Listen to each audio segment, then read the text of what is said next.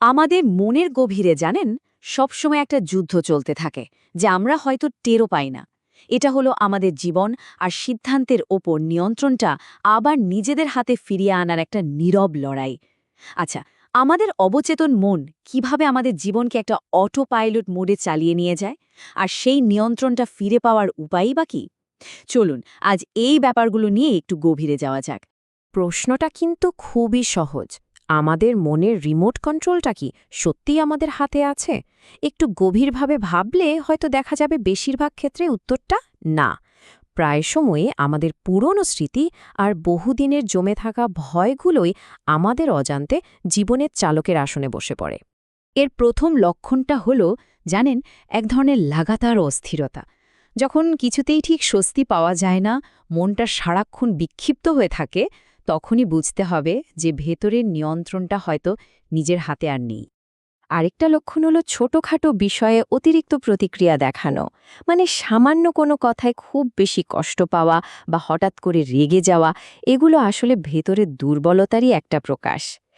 এটাই দেখায় যে আমাদের অবচেতন মনের ভয়গুলোই আমাদের প্রতিক্রিয়াগুলোকে নিয়ন্ত্রণ করছে।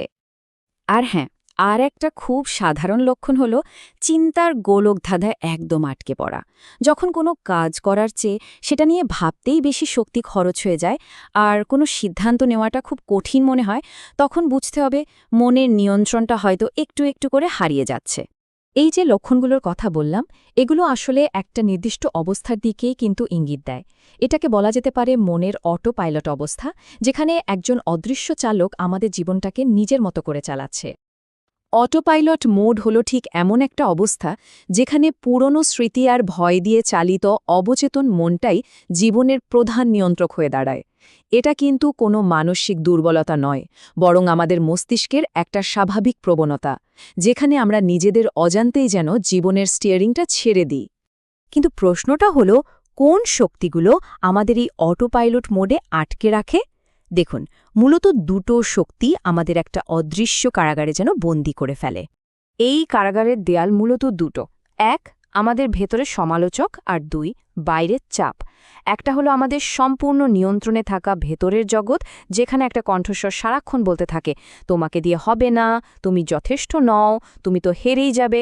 আর অন্যটা হলো আমাদের নিয়ন্ত্রণের বাইরের জগৎ, মানে ওই যে আমরা বলি না লোকলজ্জার ভয়, যা আমাদের অন্যের ইচ্ছামতো চলতে বাধ্য করে। চলুন একটা উদাহরণ দিয়ে ভাবি। ধরা যাক সুমনার কথা। সে তার নিজের স্বপ্ন আর পরিবারের প্রত্যাশার চাপে একেবারে আটকে গেছে। তার ভেতরের ভয়টা তাকে সারাক্ষণ বলছে সে ব্যর্থ হবে, আর বাইরের লোকলজ্জার ভয়টা তাকে নিজের স্বপ্নের দিকে এগোতে দিচ্ছে না। এই ভেতরের আর বাইরের দ্বন্দ্ব তাকে যেন পঙ্গু করে রেখেছে।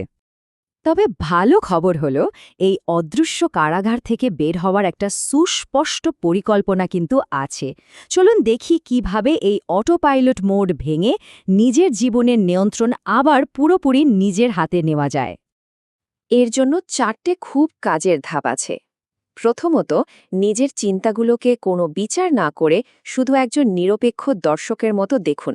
দ্বিতীয়ত, যখনই মনে কোনো ভয় বা অজুহাত আসবে, ৫ সেকেন্ডের নিয়মটা ব্যবহার করুন, মানে ৫ গোনার আগেই কোনো একটা ছোট্ট পদক্ষেপ নিয়ে ফেলুন। তৃতীয়ত, যখনই খুব অস্থির লাগবে, কয়েকটা গভীর শ্বাস নিন আর একটু নড়াচড়া করুন, এতে মনোযোগটা আবার বর্তমানে ফিরে আসে। আর সবশেষে, প্রতিদিন সকালে খুব ছোট ৩টা লক্ষ্য ঠিক করুন এবং সেগুলো পূরণ করুন। এটা কিন্তু আত্মবিশ্বাস বাড়াতে ম্যাজিকের মতো কাজ করে। আর এই সব কিছুর মূলে যে জিনিসটা রয়েছে তা হলো মানসিকতার বদল। আমি পারবো না, এই পুরনো কথাটা, এই পুরনো বিশ্বাসটাকে মাথা থেকে ঝেড়ে ফেলে দিন। তার বদলে আমি শিখছি, এই নতুন বিশ্বাসটাকে নিজের মধ্যে প্রতিষ্ঠা করতে হবে। শুধু এই একটা পরিবর্তনে কিন্তু আমাদের পুরো দৃষ্টিভঙ্গিটাই বদলে দিতে পারে। তো এই যে এত কিছু করা, এর শেষটা কোথায়? এর চূড়ান্ত লক্ষ্যটা আসলে কি? লক্ষ্যটা খুবই সহজ, কিন্তু অবিশ্বাস্য রকমের শক্তিশালী। এই সমস্ত পরিশ্রমের চূড়ান্ত পুরস্কার হল নিজের জীবনের একমাত্র নিয়ন্ত্রক হয়ে ওঠা। যখন বাইরের কোনো চাপ বা ভেতরের কোনো ভয় নয়, বরং আমাদের সচেতন সিদ্ধান্তগুলোই জীবনকে বলি দেখায়, তখনই কিন্তু আসল স্বাধীনতা পাওয়া যায়। সবশেষে একটা গভীর প্রশ্ন রেখে যাই। নিজের আত্মাকে বিসর্জন দিয়ে অন্যদের খুশি রাখা এটা কি সত্যিই দয়া নাকি এটা মানসিক দুর্বলতা থেকে জন্ম নেয়া এক ধরনের সূক্ষ্ম কাপুরুষতা? এর উত্তরটা কিন্তু অন্য কেউ দেবে না, এটা আমাদের প্রত্যেকের নিজের ভেতর থেকেই খুঁজে নিতে হবে।